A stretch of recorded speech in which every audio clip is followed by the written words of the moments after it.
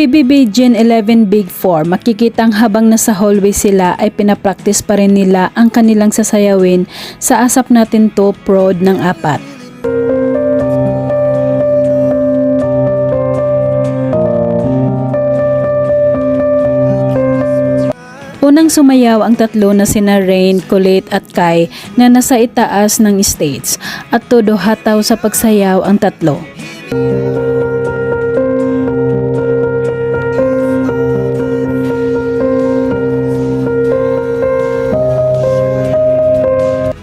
Maya-maya pa ay pumasok na rin ang big winner na si Fiang para ipakita ang kanyang galing sa pagsayaw.